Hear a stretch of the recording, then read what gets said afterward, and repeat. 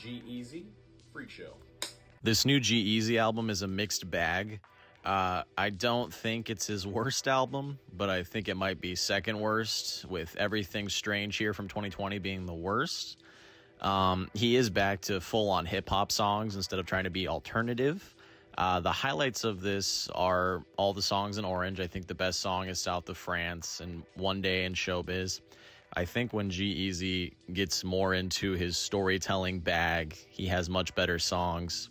And a lot of the ones that didn't work, like Say Less, Femme Fatale, Freak Show, I think the features actually deter a lot of these songs, and G-Eazy really doesn't add a lot of anything on these songs. Like either it's a chorus that doesn't hit, or it's just the beat doesn't work. Anxiety was my least favorite track. I would say as a whole, you could probably skip this.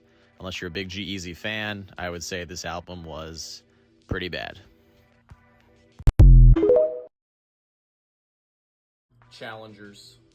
Challengers is a very conflicting movie because I do think objectively it is very well made and very well acted. But just for me personally, I was not attached to any of these characters, and I thought the plot was just very hard to hold on to, and it was a little too symbolic for me. I know there's going to be some people saying I have no taste for this, but I just really could not latch onto this movie. Like, I didn't care what happened to any of these characters, and it was very difficult following what was happening. I know there was a lot of symbolism, but it was a very well-made movie. It was very nice to look at.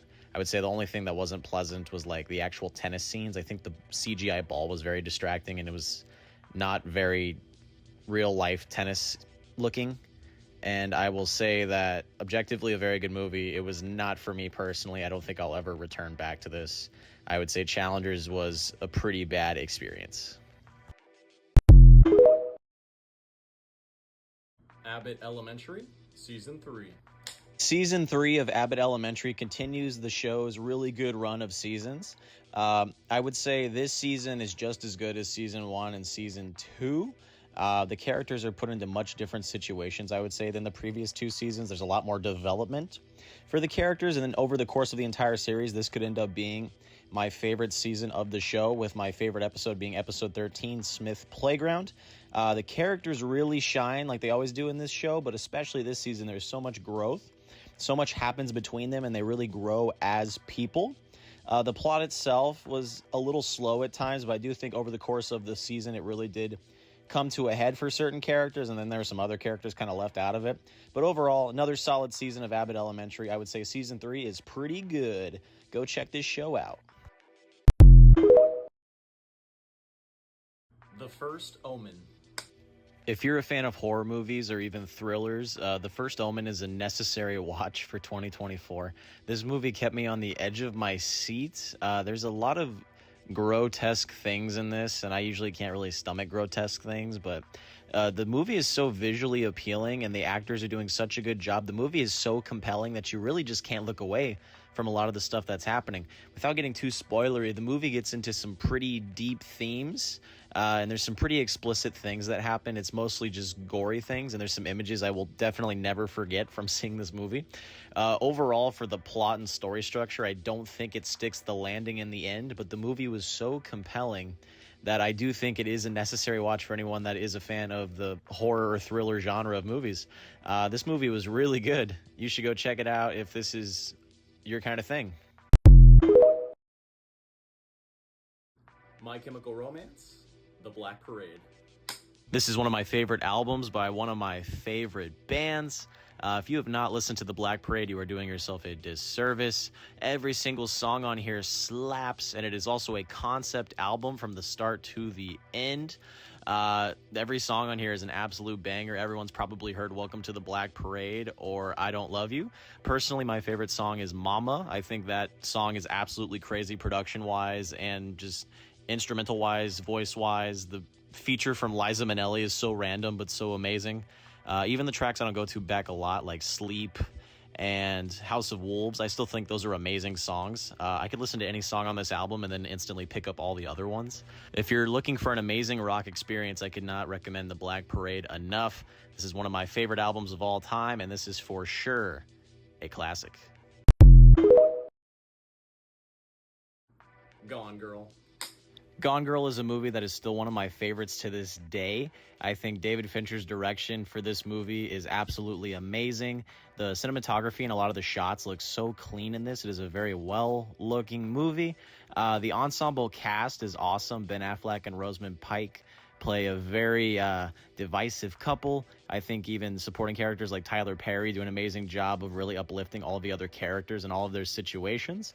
The plot is amazing in Gone Girl. It's one of my favorite movie twists of all time, not to get too spoilery, but there is some stuff that goes down in this. There is some grotesque scenes that happen as well, but I would say they're very far and few between.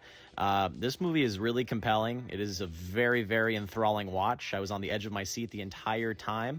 Every time I go back to it, I'm always on the edge of my seat too, and I could not recommend this highly enough. This is for sure a classic film. Mos Def and Talib Kweli, We Are Black Star.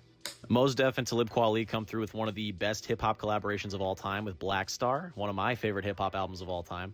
I believe it really embodies that 90s sound so well. It is so conscious.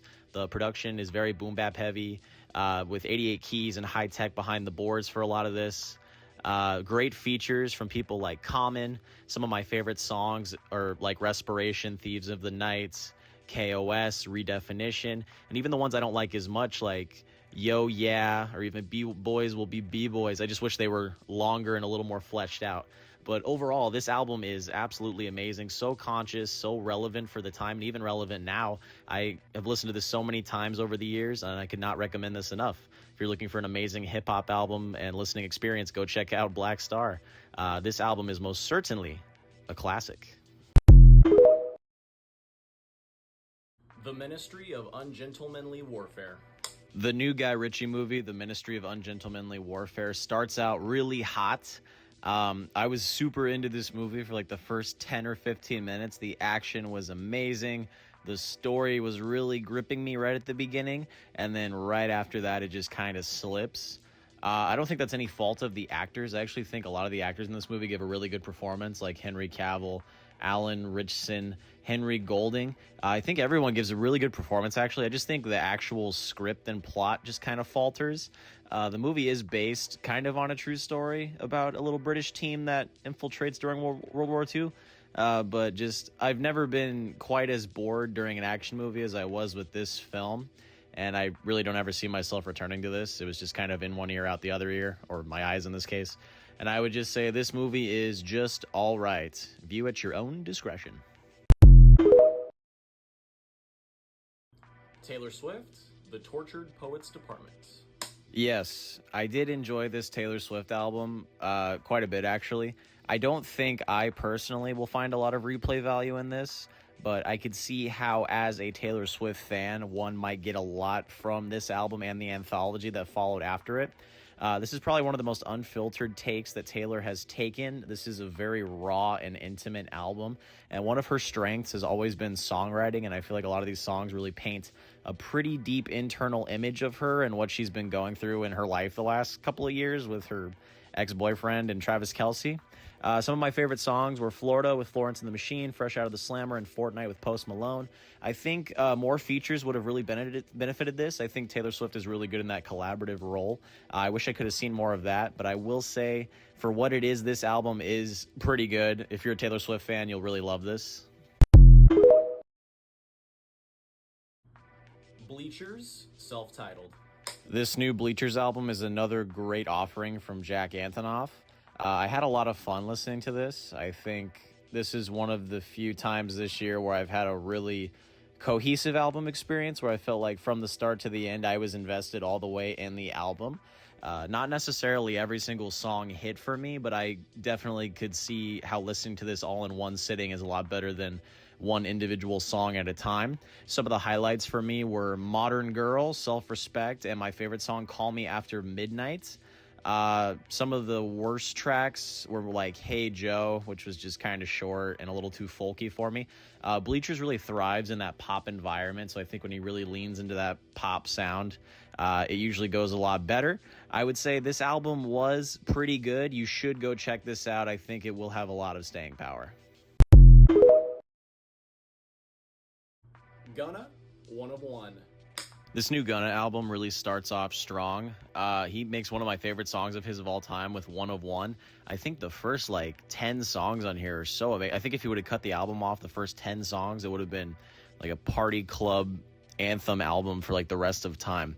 But as it goes on, up to Money Signs, all the way from the closer Time Reveals, Be Careful, I think he tries to change up the style a little too much and it becomes a little bland, and I just did not really care for the second half as much. It's a lot slower. The first half is just so fast-paced and there's so many bangers after bangers. Oh my god.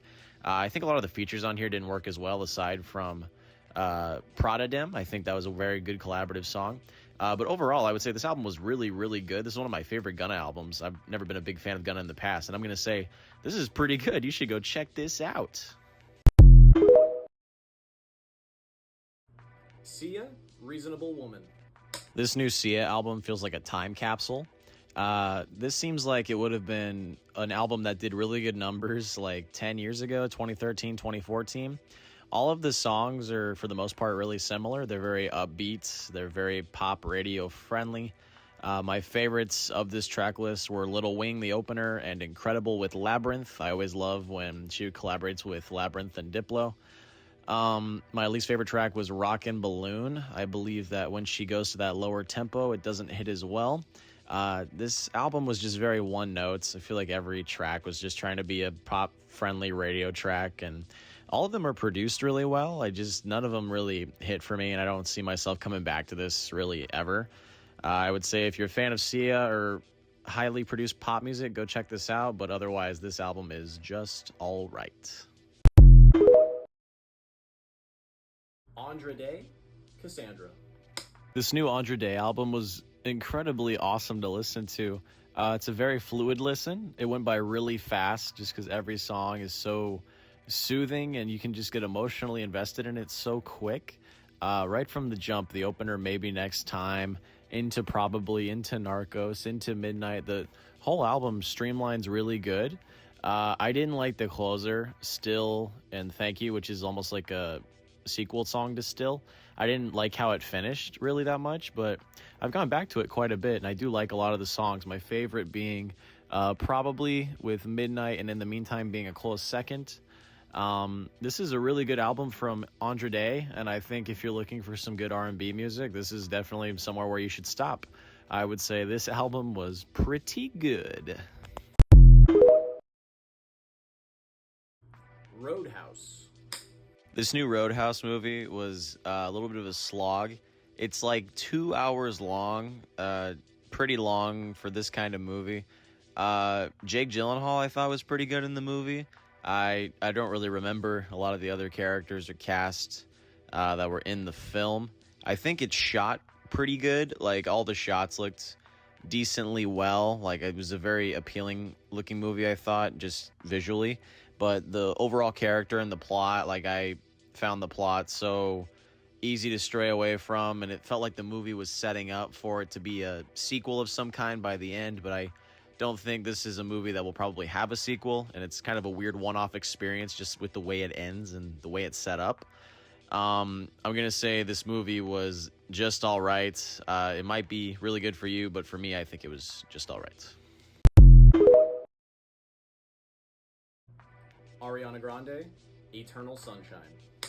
This new Ariana Grande album is really good. It's right up there maybe with one of her best projects of all time. It's really close for me, at least. I love how cohesive this album is. Right from the beginning to the end, you can tell that all of the tracks were meant to be on this one project. All of them are sonically very similar. The instrumentals and producers, I feel, are all on the same page. Her lyrics and tone are very similar on most of these songs. Some of my favorites were The Boy Is Mine, Yes and Bye, Don't Want to Break Up Again. I would say even the songs I didn't really listen to as much are still really good, with my least favorite being We Can't Be Friends. This is an amazing album. It's definitely going to be one of the pop classic albums of the year, and I would say it is pretty excellent. You should definitely go check out this new Ariana Grande. Jennifer Lopez, This Is Me, the movie and the album. This new Jennifer Lopez project is interesting because it is not only an album, but an accompanying film that you can watch on Amazon Prime. And me being the guy who reviews almost everything in those two fields, of course I had to listen to the album and then go immediately watch the film afterwards. I can definitively say you could probably skip both. From a music standpoint, I feel like a lot of this is stale. I don't think Jennifer Lopez's vocals match a lot of these beats very well. I think she didn't pick a lot of very good song selections for instrumentals or anything really relative to that. And for the film, it's really weird. It's like a very long music video, and just none of it works. It's all over the place, just like this album. The one song I thought was kind of decent was Rebound, but this is something you could probably skip on both fronts. This is pretty bad. Four Bats, You Made Me a Star. This new Four Bats album really is a mixed bag. Act 2, the lead single from this, I think is still really amazing. The opener I thought was really neat. I quite enjoyed that, but really every other song aside from that, I really could care less about. I really didn't mess with a lot of these songs. My favorite song actually from the album was the closer, I Hate to Be Alone. I thought that was such a crazy throwback song, and I've listened to it so much since this album came out. Overall, the album is fairly consistent, but I would say the highs are really high, and once Four Bats gets into like what he knows is going to be successful for his sound, I think the next album will be a lot better than this, because he has shown that he can make really great music, and I think he is just getting started, but this album is just all right. Freddie Gibbs and Madlib, Pinata. Pinata is my favorite hip-hop album of all time. I would say that the combination of Freddie Gibbs' lyricism and Madlib's beats come at a head so good here. I honestly think this is Madlib's best production of all time, more than Mad Villainy. Really close second there, but I think this one takes the cake, and this is Freddie Gibbs' best lyricism he has on really any of his projects. I think Bandana is a very close second, but Pinata is for sure taking the cake. This whole track list is amazing. Even some of the songs that are shorter and don't have as big of performances, like Supplier and Watts, I feel like Madlib really shines with his production and keeps the cohesiveness of the project so good. My favorite songs have to be like Bomb, Herald, High, Real, Thuggin'. This album is so amazing. You should definitely go listen to this. This is most certainly a classic. The Prestige. The Prestige is one of my most rewatched movies of all time. I can go back to this movie and get so many things out of it, even though that first watch is definitely the definitive watch, just with all the twists and turns and different areas of the plot that you will catch and different visual cues you won't see until maybe the second or third time viewing. I think this movie has a lot to offer. I think the characters are very well developed in this. I think Hugh Jackman and Christian Bale give amazing performances. There's amazing side characters like David Bowie and Andy Serkis and Scarlett Johansson. The plot really does carry here. It is a very well-made movie. It looks very well, but I think the story itself keeps everything so neat and so compact, and it really unravels. Every time you watch it, you will find something new to love about this movie, and I would say you should most certainly go check it out. It is an amazing experience. It is most certainly a classic. Camila Cabello, CXOXO. I wasn't the biggest fan of this new Camila Cabello record. I feel like it tries to go too many places in such a short amount of time. It's like a really fast, like 30-minute listen. It flies by. Based off the opening track, I Love It, which I absolutely did not like at all.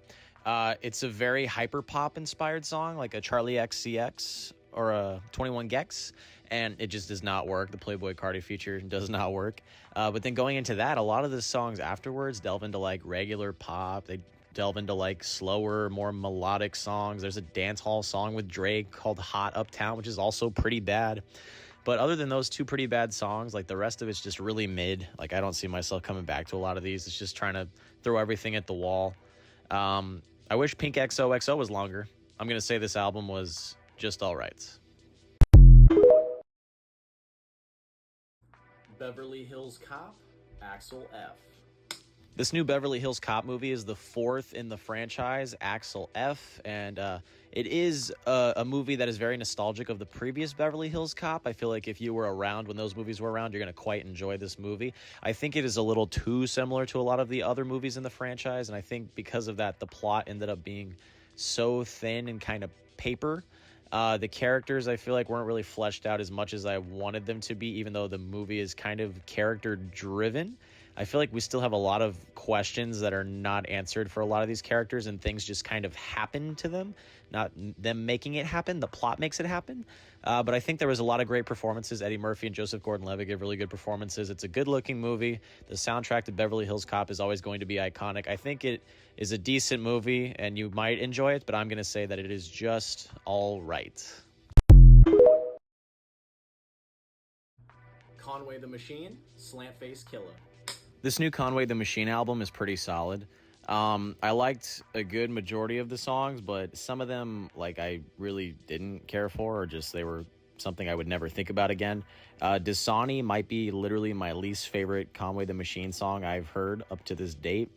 Milano Nights Part 1 was probably my favorite from this project. I would say that little run from Give and Give to Vertino was a pretty good run of songs, and it closes also really good with the Red Moon in Osaka. What holds this album back a lot, I think, is the production gets really repetitive. I know Conway the Machine uses a lot of sample-heavy instrumentals, and it kind of relies on one or two elements throughout the song to kind of keep it going. And I feel like if you don't mess with the sample right from the beginning, then it becomes kind of tedious. But for the most part, I really enjoyed this, and I would say you should definitely go listen to it. It is pretty good. Dune Part 2. Dune Part 2 is even better than Dune Part 1. And I thought Dune Part 1 was an amazing movie. Dune Part 2 might be just the movie of the year so far. I think you are doing yourself a disservice if you have not checked this out yet. It might potentially be one of the best sequels of all time, I think, already. It reminded me so much of Empire Strikes Back, like how Star Wars was so good, but then Empire Strikes Back was even better than the original Star Wars. This could be like the new sci-fi franchise for a lot of people, and I think the plot is developed really good over this movie. It goes back to the first one, but the characters are just what keeps you so invested in this. It looks amazing. It is acted amazing. The soundtrack just stays with you for so long. It is so infectious. You could take your family to go see this. This is a movie you most certainly have to experience. It's a future classic, and for right now, it is most certainly excellent.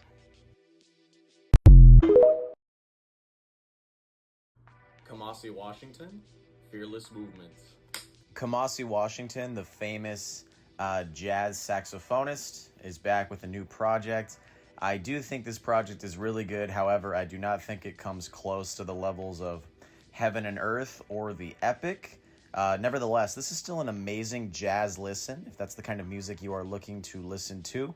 I believe that Mr. Washington always incorporates a really good element of hip-hop and R&B into his jazz music, really evidenced by a lot of the features on here.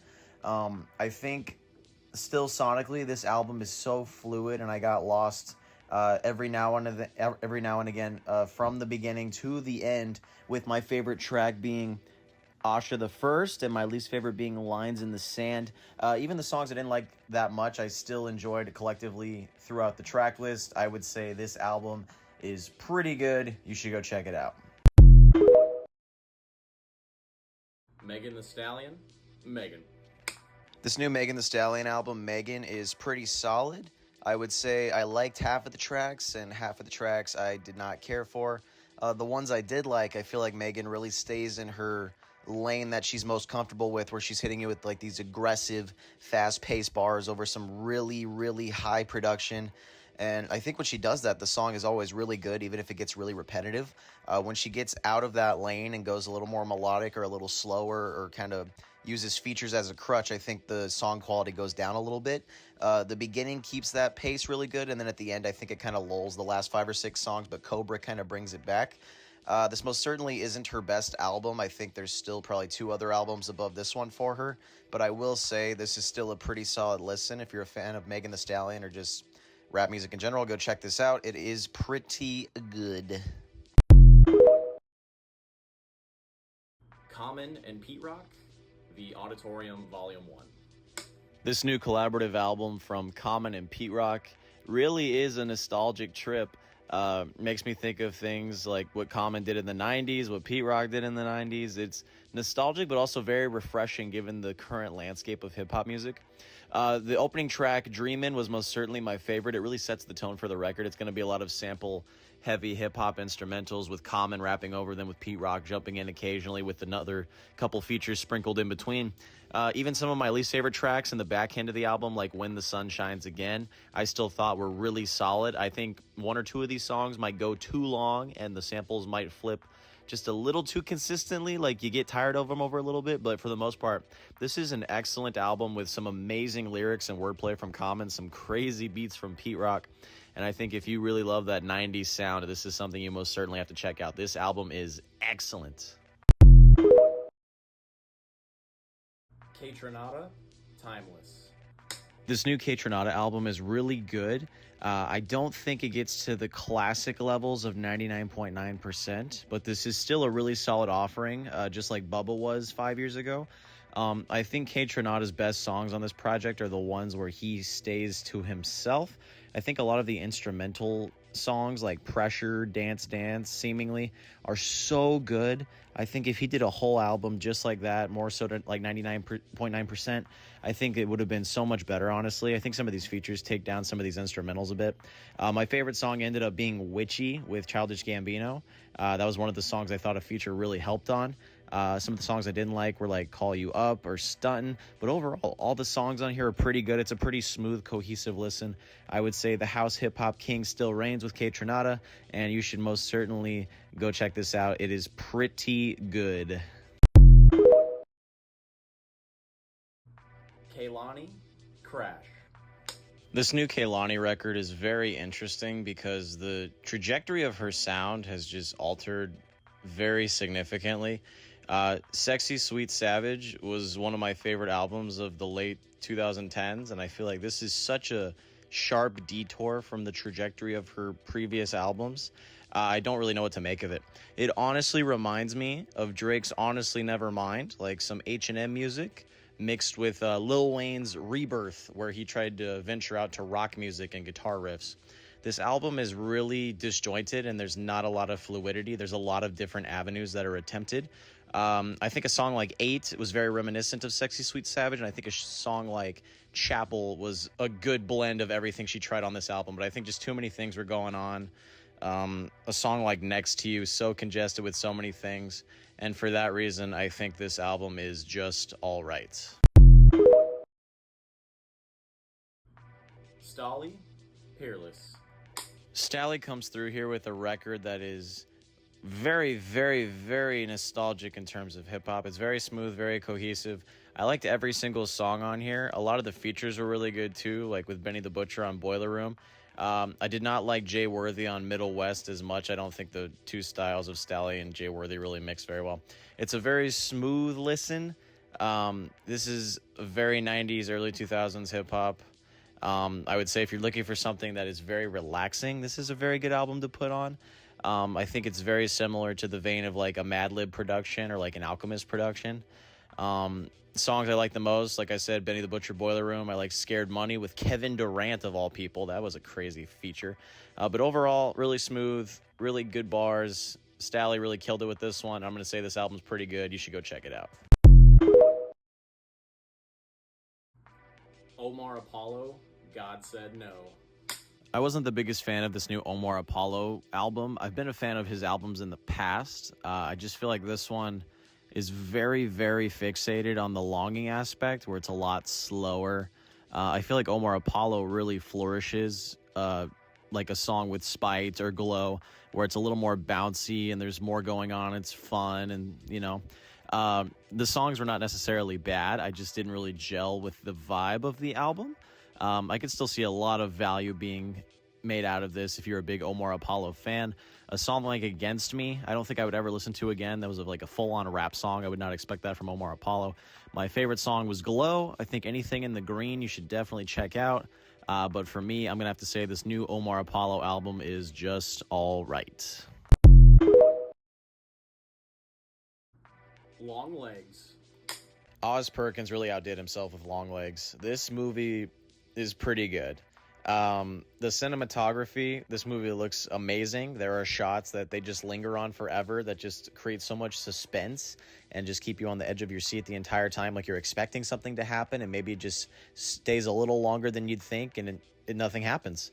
The plot, very compelling. The characters also very compelling. It's a very ambiguous and vague movie, so a lot of things are left unanswered for you to fill in after you see it. I feel like this is such a cool thing because it really leaves you with more of an experience after the movie, and it's not so definitive.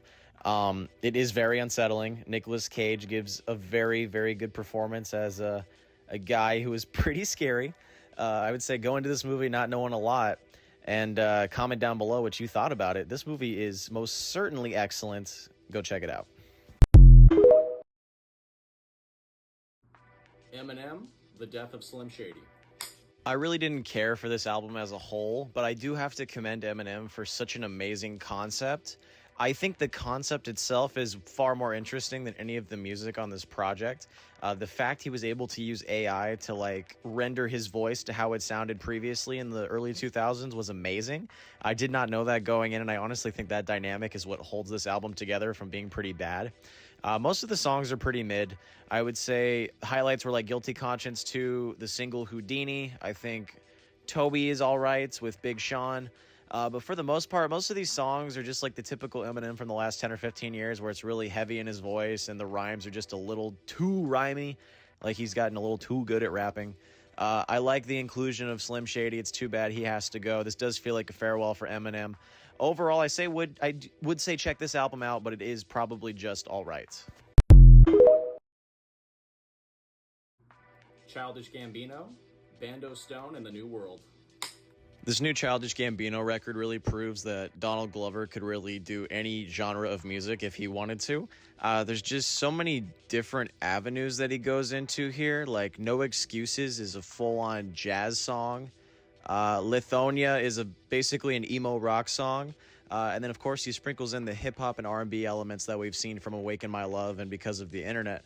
The album as a whole is really good. I don't think he does any of these sounds to an exceptional level, but it is impressive that he is able to do all of these sounds so good. Lithonia might be my favorite Childish Gambino song I've ever heard in my entire life. It's actually crazy. But for the most part, a lot of these songs are really good. I really think this will grow on a lot of people as it ages, and hopefully the movie recontextualizes a lot of these songs and makes them even better. But as a whole, I would say this album is pretty good. You should go check it out. Denzel Curry, King of the Mischievous South, Volume 2. This new Denzel Curry album isn't one of my favorites from him. I still believe Taboo and his most recent album from 2 years ago are still my favorites from him. This reads more like Zoo or even Volume 1 of this mixtape that came out not too long ago.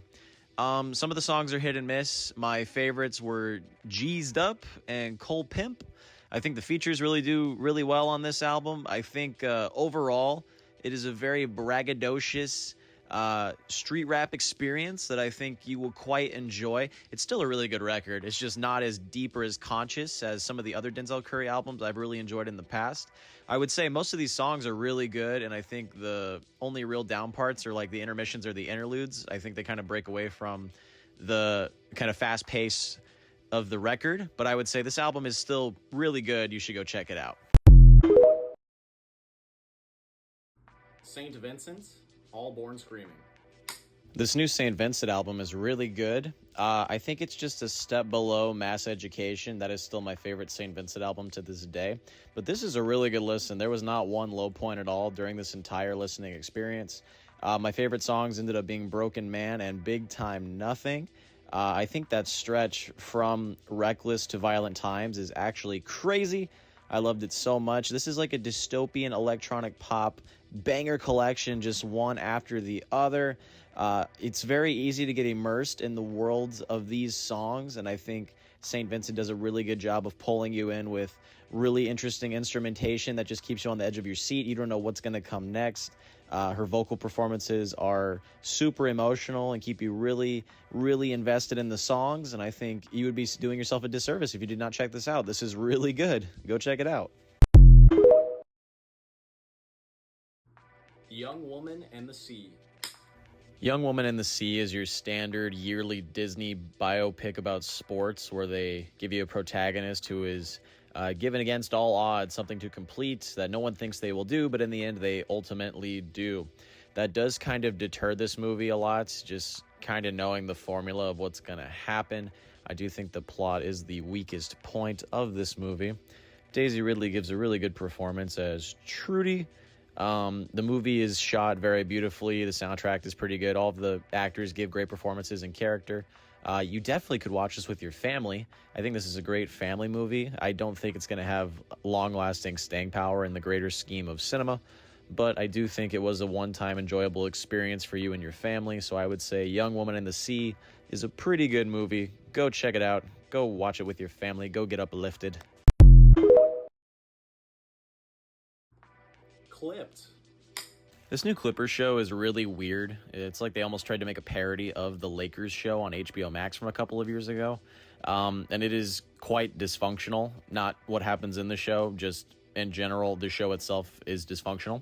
I think the actual ESPN 30 for 30 is a lot more interesting than this. I feel like the elements they add to make this more suspenseful and more dramatic actually deter the show a lot. A lot of the actors don't look anything like the players, so the realism goes right out the window. All the extra stuff they add, like that players have come out and said basically were added for the show, actually deter the plot, and I think actually make the characters less likable. I didn't really like anyone in this series, and I feel like it was very unrealistic. It was not entertaining. Overall, I just was waiting for it to be over, honestly. And I could say, honestly, this show was pretty bad. You could probably skip it. Tuxedo. Tuxedo's debut self-titled album is one of my favorite albums of all time. It's a real guilty pleasure. It's such a funky and dreamy experience. It'll leave you like just entranced with all of the songs. I go through this track list like immensely throughout my life. I go from Lost Lover to Are You Ready, that whole first stretch of the album so often, and I think the back half is just as good. I don't think there's one skippable song on this entire album. Jake One and Mayer Hawthorne really outdo themselves. Jake One coming in with more of a hip-hop production side, and Mayer Hawthorne coming from more of an alternative side. They bring in their two primary elements to create something you would never think the two of them would create, and they do it so effortlessly and so flawlessly. This is a record I don't think enough people talk about in terms of a classic. This is definitely one of the best albums of the 2010s, and I think you should go check it out and see for yourself. This album is most certainly a classic. Deadpool. The first Deadpool movie is one of those movies you just never forget the first time you watched. Just with the legality of Fox not wanting to release this movie with the leaked footage, and just I had no expectations going into it that first time, knowing the character before. This movie blows every expectation out of the water. It's such a fun watch. You never lose interest throughout the movie. Ryan Reynolds is so charismatic and so entertaining as Deadpool. The music choices they use within, and they weave it through the plot.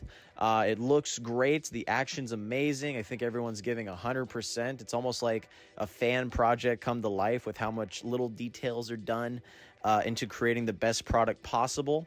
Definitely the production team did their best with this film. I think it is still my favorite of the two movies before seeing the third one this week. I will say, if you've never seen the Deadpool movie, this is definitely one of the superhero movies you should check out. It is most certainly a classic. Stevie Wonder, Songs in the Key of Life. This is Stevie Wonder's magnum opus, a double LP that is 21 songs in length, and I can definitively say it is almost completely timeless. This album is almost 45, 50 years old at this point, and I think all of the songs are still just as well received today as they were back in the 70s. There's multiple hit songs on this record, with my favorite being Isn't She Lovely, or Duke Ellington, or Village Ghetto Land. I always toss it up between a lot of these songs. There is not one skippable song on this album. That is crazy for a 21-track album. This album is very long, but it flies by so fast. You're just so immersed in the world that Stevie Wonder has created. And every time I leave one of these songs, or the whole album as a whole, I am left completely and utterly joyous and have a huge smile on my face. And I think if you enjoy music as a whole, you should definitely check out Songs in the Key of Life by Stevie Wonder. It is most certainly a classic. 42 Doug, Forever Us, Never Them. This new 42 Doug album I really did not care for. He sounds a little too similar to Kodak Black and NBA Youngboy in my opinion. A lot of the songs just sound a little too similar to each other and even similar to other more famous songs by different artists. Some of the highlights for me were BMF and the outro Real Ones. If you're a fan of 42 Doug, I think you'll really enjoy this record. For me personally, I just can never really get into it upon multiple re-listens. I feel like he definitely could improve upon the style he has created. I think he just needs a little more substance for me and maybe different structures for his songs, maybe different features. But In the Present Forever, Never Us is something I probably will never return back to. I would say it is just all right. If you're a fan of 42 Doug, check it out. Cupcake, Dauntless, Manifesto. I haven't been a big fan of Cupcake in the past, but this honestly might be her best album she has ever done. The production on here is really good. Even the songs I didn't really care for that much that I thought were just all right. The production still shines through really good. The producers she used for this go-around were a lot better than the previous records I'd heard from her. Some of the highlight standouts, I think Rock, Paper, Scissors is maybe one of the deepest Cupcake songs I've ever heard. She taps into a more human element on this record, more so than just the very vulgar rhymes that she's known for. She gets into some like very personal territory, and I think that's actually her best moments when she gets more personal with the listener. And of course, she has like some really good hits on here, like Dora and Grilling People Too, which I also quite liked, and the closer Cruella. I actually think this album is really good. You should go check it out at your own discretion. Schoolboy Q, Blue Lips. This just might be my favorite Schoolboy Q album of all time. It is right up there with Blank Face. I really, really love this.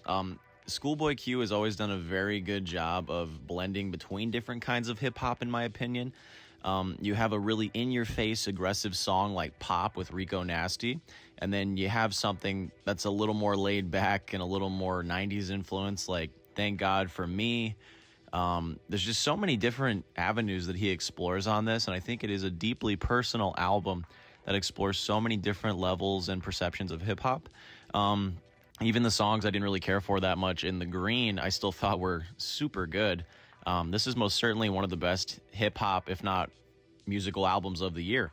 I would say you most certainly should go check out Schoolboy Q's Blue Lips. It is excellent. Immaculate. Immaculate is a film that stars Sydney Sweeney and is directed by Michael Mohan. Having seen the first Omen already this year, this movie is really similar to that movie. And it was very hard to distinguish between the two of them just because the plot elements are so similar with what unfolds. I do think the first Omen does this concept a lot better and it resonated more with me. Immaculate itself is not a bad movie, but it definitely is living in the shadow, I think, of other better movies that execute better plot beats. I didn't really care for the characters in this movie. I do feel like there are some unsettling things that happen if you're a fan of horror or thriller, but overall, this is a movie I probably won't think about again. It's probably just all right. If you are a horror fan, maybe go check it out, but as a movie, I would say view at your own discretion. Late Night with the Devil. Late Night with the Devil is one of the best film experiences I've had this year so far. The plot is amazing. Not to get too spoilery, the movie itself does leave a lot of characters very ambiguous or vague with their intentions and backstory. And it all really comes full circle by the end of the movie, I feel like. It is a very well-executed plot, and the characters do fit that story very well. The acting is amazing from everyone that was within this movie. The movie looks great from a cinematography standpoint. I thought the soundtrack was pretty good. It's definitely not a family-friendly movie. This is a very explicit, very dark, unsettling movie that will leave you with some images for quite some time. I know it has for me, so definitely see this not with your family, maybe your significant other or something, or your friends. But this movie was awesome. If you love horror, if you love being on the edge of your seat, this is definitely something you should go check out. I think that Late Night with the Devil is most certainly excellent. Go check it out. Trap. M. Night Shyamalan's new movie Trap was both highly entertaining and extremely frustrating.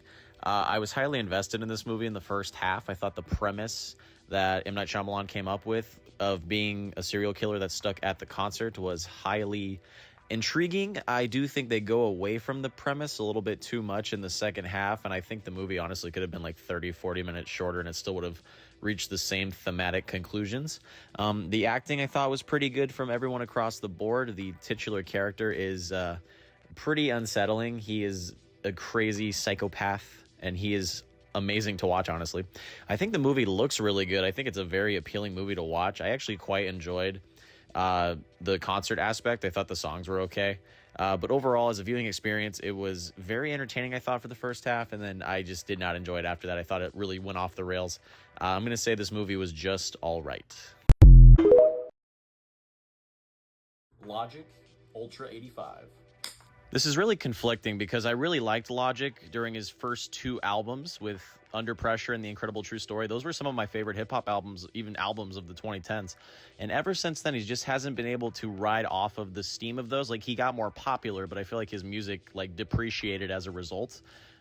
Starting with Everybody. And I think Confessions of a Dangerous Mind and even the Folk album were, like, some of his lower points, some of the worst albums in hip-hop we've had in a while.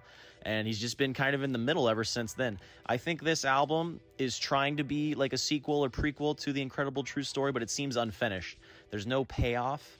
I love that there's the story element. I love all the skits and stuff, but it just seems like it's unnecessary and the songs don't flow in the same way. It seems like it's trying to recapture something that he had before, but his music has evolved into a way that is no longer attainable, and he can only make this kind of music. And I'm going to say this is just all right, unfortunately.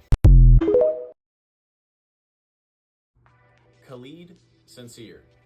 Having listened to this, I do still think his favorite album of mine is American Teenager. The two singles from this album, Please Don't Fall in Love with Me and Sincere, are absolute bangers. I think you should check out. I've had those on repeat nonstop since even before this album came out. I think the first half, aside from the singles, it kind of all blends together from Adore You to Who's There to Pick Me Up. I just don't think any of those songs really stood out. The messaging itself, I feel, is pretty deep and pretty personal to Khalid, but I did not really resonate with it as a listener. I think the back half, from Tainted to Decline, is awesome. I think it just picks up so much more, and it's really fun. I think the album ends on a really high note with Decline, the way that it shifts from one beat to the other, and it really uplifts you and leaves you on a really good note. I think this is a great jumping off point for the next album of his, and I'm going to say, overall, this is just all right. Monkey Man. Dev Patel's directorial debut is an awesome film. I think the best parts of this film are the way that it looks. The cinematography is amazing. The fight, choreography, and action scenes were so gripping and kept me on the edge of my seat. I think he himself turns in a great performance as the lead character. I think everyone was pretty good in this movie. Monkey Man is essentially like Indian John Wick almost. He's looking for people that have wronged him in the past, not to get too spoilery, and he goes on a big revenge quest to try and get back at the people that wronged him and his family. The story leaves a little bit to desire. I will say I don't think the plot was the strongest part of this film, but it was still really solid. It was really good.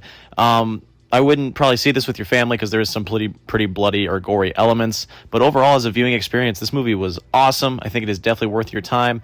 You should definitely go check it out. I'm going to say this movie is pretty good. Tierra Whack, Worldwide Whack. This new Tierra Whack album, I did not enjoy as much as her debut project. I do think there are some really good highs, and then there's just some very mid lows. I think Shower Song is one of the songs I was not anticipating hearing this year. I did not enjoy it very much. I love how creative she is, though. Like, even the songs I didn't enjoy, like Shower Song, or even the ones in Orange that I thought were kind of mid, like, they're still very catchy. Like, they're very well thought out. It just didn't resonate with me. I think it would resonate with somebody else. For me personally, I didn't like a song like Movies or Invitation, but I could totally see someone else loving that song. I think the first three songs are pretty good to start the album with. My favorite was Imaginary Friends. I think she does a good way of making these songs build up or playing with the concept really well, but just overall as an album listening experience, I think it is just all right, but I'm looking forward to the future for Tierra Whack. Hereditary. Probably the most unsettling film I've watched in my entire life. And that is part of the enjoyment. It is a film that stays with you for so long with all of the themes, all of the imagery. The performances by the actors are so good. Toni Collette should have won an Oscar for this movie. This is probably her best performance she's ever given. The supporting cast is amazing. The background details, there's so much attention to detail in this movie. Ari Aster does an amazing job of letting you into this world. It almost feels like it's its own cinematic universe, but it is just one contained film, which is crazy given how it ends, not to get too spoilery. But the plot of this movie is just amazing. It looks amazing from a cinematography standpoint. The story really resonates with you. I think it is something that is so hard to get out of your brain just with how disturbing some of this imagery is, and it really makes you think just like what could happen with stuff like this. And for that reason, I'm going to have to say that Hereditary is most certainly a classic. You should definitely go check this out. It is awesome. Justin Timberlake, Future Sex, Love Sounds. This is Justin Timberlake's magnum opus. This is one of my favorite albums of all time. I think right from the opening all the way to the end with All Over Again, this album is timeless. There are so many great singles on this. Of course, there's Sexy Back. There's My Love, which is my favorite song. There's Love Stoned, What Goes Around Comes Around. Summer Love. It is a album that I think really embodies just having fun, and I really associate it with like the summer season, like being out of school, being home in the middle of the day, having fun with your friends and your family. This is an album I think like 20-30 years from now I could tell my future kids like this is like what the sound of like the 2000s and early 2010s should have been like. Justin Timberlake has not followed up an album like this quite yet, but I think this is the marquee sound that R&B should inspire to be like, and for that I'm gonna have to say it is most certainly a classic. You should definitely go check this out. It's awesome. Big Time Rush, BTR. Now, objectively, is this like the most groundbreaking music you're ever gonna hear? No, not entirely, but just based off of nostalgia and just how catchy all of the songs are, I really do think that Big Time Rush's first album is like an underrated classic in the terms of mainstream music. I know a lot of kids from the early 2010s really fondly look back on this, evidenced by them still being on tour to this day. I can say that I also went to that tour one time because I like a lot of these songs, and I can go through this whole album and not really have any skips. I think it's a really quick experience, and you're just on a high note the entire time. It really doesn't dip below that threshold, and everything's a banger. My favorite has to be Any Kind of Guy. Boyfriend is also one of my favorites. I would say the worst song is This Is Our Someday, but even that is not an entirely bad song. And BTR's first album is most certainly a classic. This is some heavy Nickelodeon nostalgia here. Bryson Tiller, self-titled. This new Bryson Tiller album is very interesting because he definitely tries a lot of different things on here that I'm not used to him trying.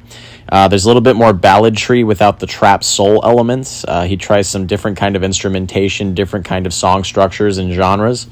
And I really think when he strays away from that trap soul R&B vibe, it's not his best work, like on something like Assume the Position or Calypso. I'm definitely saying that wrong. The best songs here are definitely when he sticks to like the avenue he's very successful in, like Attention, absolute banger. That's one of my favorite songs of the summer. F for You, also really good. Anything in the green or in the yellow is like the songs he mostly pertains to in his catalog. I would say definitely check those out. This album is definitely a mixed bag, and I think he tries a lot of different things. If you're a Bryson Tiller fan, I think you're really going to love this. But for me personally, I do think this album is still really good. You should check it out. But it is not my favorite Bryson Tiller album that he has ever made. Hopefully something better comes in the future. Borderlands. This movie is somehow nostalgic because of how bad it is. This is like back in the 90s and early 2000s when people were scared out of their minds to make video game movies because they would not translate to general audiences. This is such a tone-deaf movie to the source material of Borderlands. I mean, my main gripe with this movie is that the game is rated M for mature, so 17 and over. This is a PG-13 movie they're trying to get you to take your whole family to. It does not use the source material well. The acting is okay, but the characters themselves are pretty bad. The plot's really dumb and stupid. It doesn't look terrible, but you can tell this is just a studio-baked movie that was processed by like 6 different people. There's not one sole voice coming through here, and everyone's just getting paid. I'm kind of glad this movie's bombing, so they won't make this again. Hopefully they'll learn their lesson and let things like Sonic the Hedgehog be a movie that's successful for video games. I'm going to say this movie's pretty freaking bad. You should not see this. This could be a contender for worst movie of the year. Yeah, it's crazy that Cate Blanchett was in Tar, right? My Chemical Romance, 3 Cheers for Sweet Revenge. While Black Parade might still be my favorite My Chemical Romance album of all time, 3 Cheers is most definitely a close second. I think they are both classics, and this is actually the album that got me into My Chemical Romance and rock and alternative music as a whole. I think it really shaped me as a listener. It is such a really dense listen for a band's first studio album. This, of course, being their second album, but first studio album. And the lead singles are amazing. Helena, I'm Not Okay. I love every single song on this album. The only song I wish was longer is Interlude, but it's basically just a precursor to Thank You for the Venom. 3 Cheers has done so many things for so many different generations, and I don't see it going away anytime soon. This is most certainly a classic album. If you have never listened to My Chemical Romance, this is the perfect introduction into their discography, and I think you will definitely enjoy this to the maximum. Definitely go check out 3 Cheers. It's awesome. Oh my gosh. Dodgeball, a true underdog story. Dodgeball is probably the movie I quote the most to this day. It's such a short movie, but there is so much packed into this. It's such a simple premise as well. What really does it for me with a premise as simple as this is the characters that inhabit the world. All the actors in this movie, from Ben Stiller and Vince Vaughn to everyone down below, do an amazing job of filling this world with a crazy cast of characters. I have always wished for a Dodgeball sequel, but I don't know if it could live up to the hype of the original, especially with that Chuck Norris scene. That's a spoiler cameo there, I'm sorry. You should definitely go check out Dodgeball. I think it is such a fun experience. It's so wholesome. All of the jokes land for me. It definitely is a product of its time, being from the early 2000s. But it is really something that resonates with you for a long time, and it is definitely still one of my favorite movies to this day, and is arguably my favorite comedy next to Superbad. And for that reason, I'm gonna have to say Dodgeball is most certainly a classic. You should go check it out. Go get it on Amazon Prime or something. Benny the Butcher, Summertime Butch. This new Benny the Butcher album is serviceable. I would say it's definitely one of his weaker projects that he's released. Everything on here is just all right. Like, the production's fine, his bars are fine, the features are fine. I do think the Blue Building is one of the standouts from this. This is probably one of the better tracks from this bunch. It was my favorite. My least favorite was Sundress and Sandal Season. A lot of the interludes on here I just didn't really care for. Yeah, I mean, I hope this is just kind of a in-between project for Benny the Butcher, and he comes and hits us with something a little bit bigger not too long from now. I am looking forward to what his next project will be, but this holdover really isn't going to hold me over. I really don't expect it to hold anyone over, because I really haven't seen a lot of press for this at all. If you like Benny the Butcher, this is definitely his style of music, and you're probably going to love it. If you don't, maybe just wait until his next major release or go back in his catalog. I'm going to have to say this is just all right. You can check it out at your own discretion. Abigail. Okay, so I knew absolutely nothing about this movie going in, and I have to recommend that is the way you watch this movie. This movie is absolutely insane. I think I saw one trailer for this, and I just never really had the inclination to watch it in theaters. I watched it on Peacock, and this is an absolutely crazy movie. I thought the plot worked so well. It's very condensed. It's very sealed off from the rest of the world. The characters really did it for me, all their dynamics, the way they were playing off of each other. It's a very simple premise that goes a really far way. The acting was really good. The movie was shot very well. The cinematography was awesome. The soundtrack was so scary. This movie's very unsettling. If you're very squeamish or you have a weak stomach, maybe avoid Abigail. But I personally thought it was such an entertaining movie, and everything that happens, it really stuck with me. Like, I've not been able to forget this movie for a couple days after seeing it. And I'm going to have to say it is excellent. You should most certainly check it out. This movie is so messed up, man. Comment down below what you think. Mr. and Mrs. Smith, the TV show. Now, I didn't necessarily love this first season of Mr. and Mrs. Smith. I think it sets up a lot of really great ideas for a potential season 2. And not to get too spoilery, but the show does set up a season 2 that looks like it would be a lot more interesting than season 1. My favorite episodes were definitely Double Date and the last episode, A Breakup. I believe the ensemble cast in the show is really good. I think the action is good. I think it does slow down a little too much. Like, I don't think there's a bad episode, and everything goes pretty good in sequential order. Like, it's a very well-made, sequenced show. I just found myself getting a little bored sometimes. Like, there wasn't enough stuff happening, and I didn't really care enough about the characters at certain points to want to see what they were doing personally. But it's shot great. It has a great script. I think there's great acting. I think you're going to get a lot of enjoyment out of Mr. and Mrs. Smith.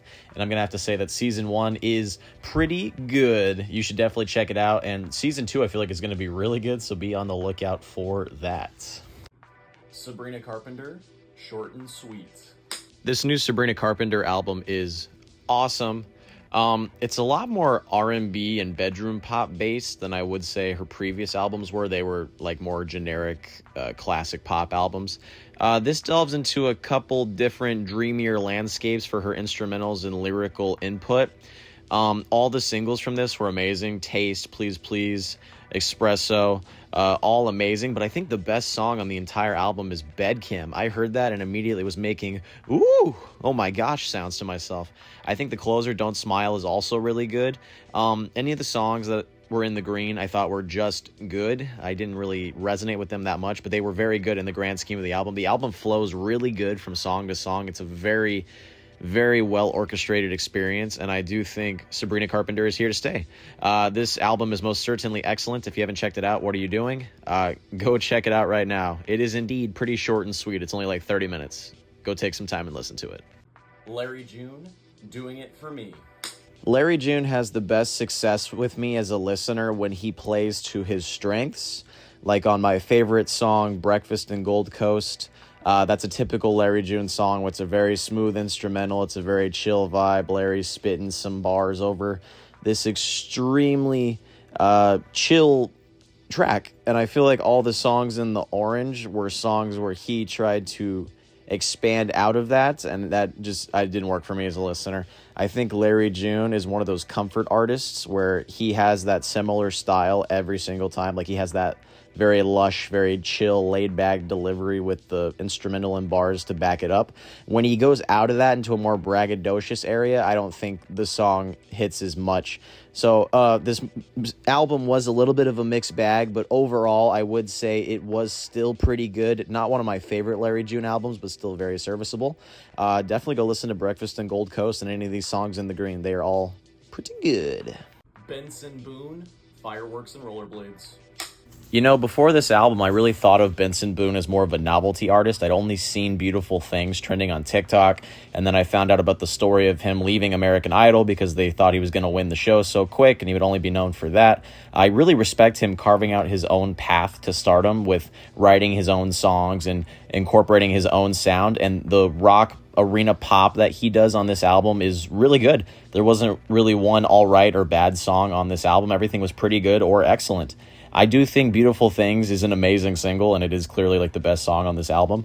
Slow It Down, I thought, was also a really good song that could have been a single. It's very emotional, just like a lot of the songs on here. They're very emotionally impactful, and they get to these rock parts that just make you really angsty, and it gets you like really emotionally involved in the lyrics. I'm going to say Benson Boone's Fireworks and Rollerblades is really good. You should go check it out. I really am going to love to see what Benson Boone does in the future. I think he has a great future ahead of him. Great debut album.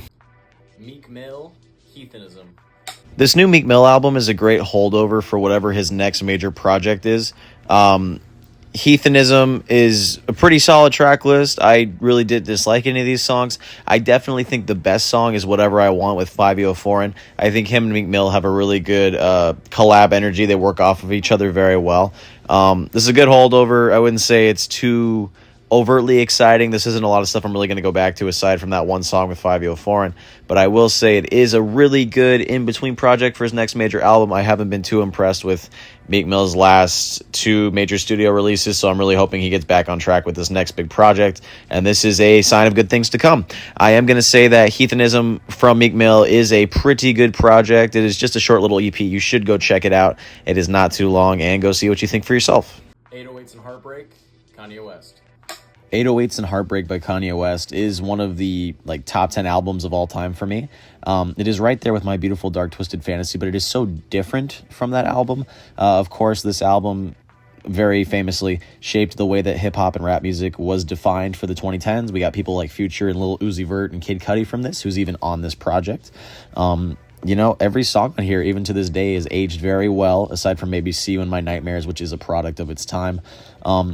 Songs like Bad News, RoboCop, Paranoid, Heartless, Welcome to Heartbreak just set a tone and a vibe that is so chilly, so cold.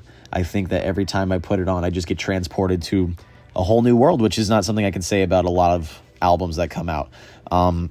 This is something you kind of have to experience, I think, if you are a real music fan. And I will say that 808s and Heartbreak is most certainly a classic. If you've never checked this out, this is probably like the most introductory Kanye album I think you could ever have as a music fan. You should definitely check this out.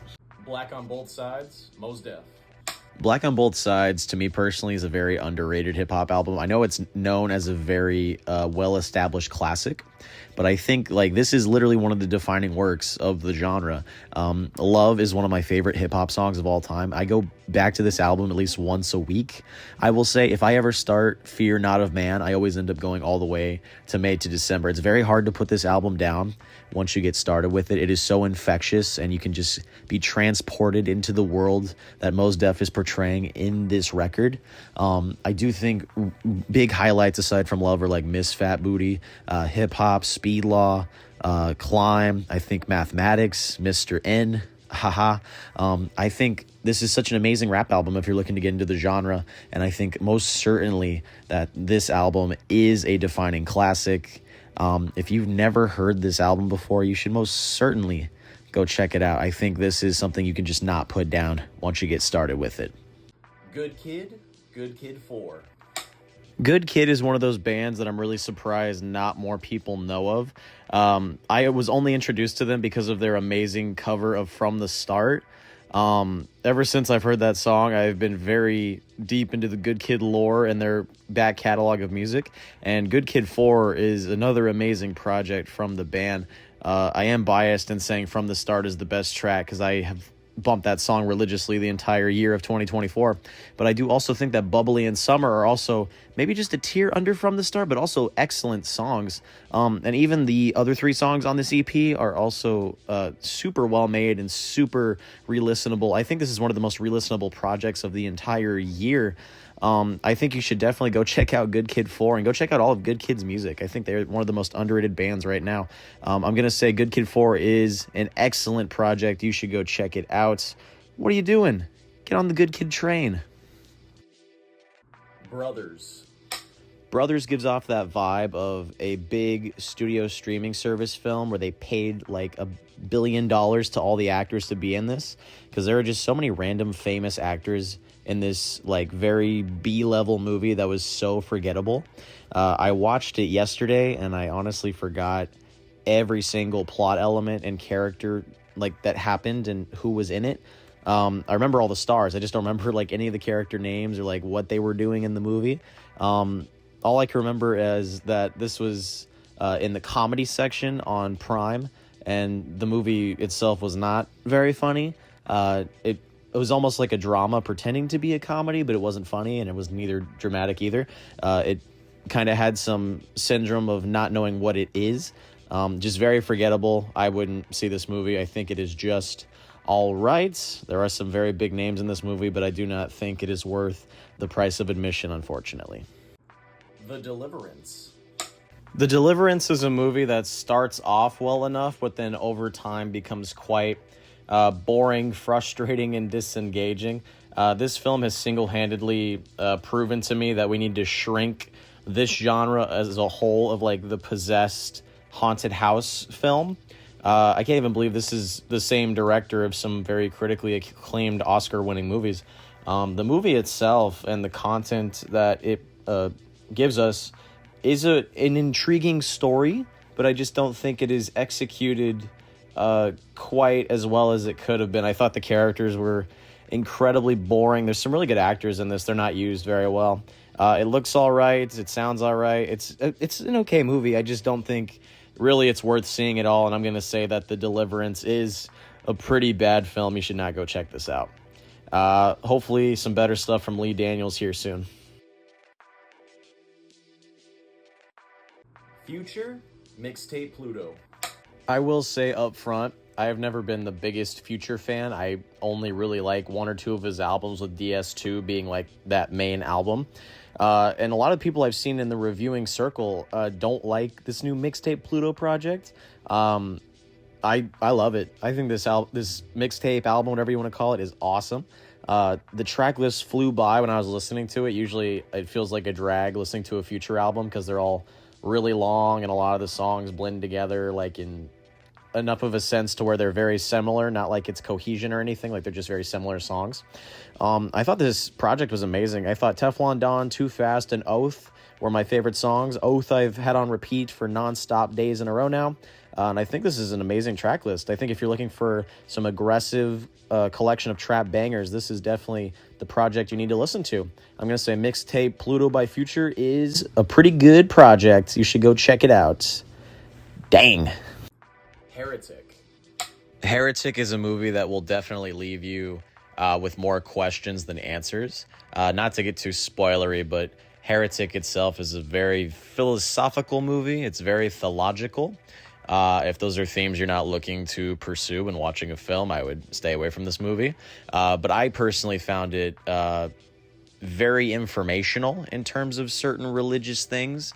I found it very informational in terms of different ideologies that people can have. In terms of a movie perspective, I thought the plot kind of faltered the further the movie went. I was shocked and surprised, but it was for reasons different than what I was thinking in the theater. The characters are really good. It's shot amazing. It looks so good. And I've really thought about it a lot since I saw it, which is what I think every good movie should pursue to do. I have thought about this film a lot. Hugh Grant is great. I think if you're looking for a movie that's well constructed, I think Heretic is one you got to see. I'm going to say it's pretty good. Go check it out and let me know what you think. Tyler, the Creator. Chromacopia. Chromacopia I have had on repeat for the last week and a half.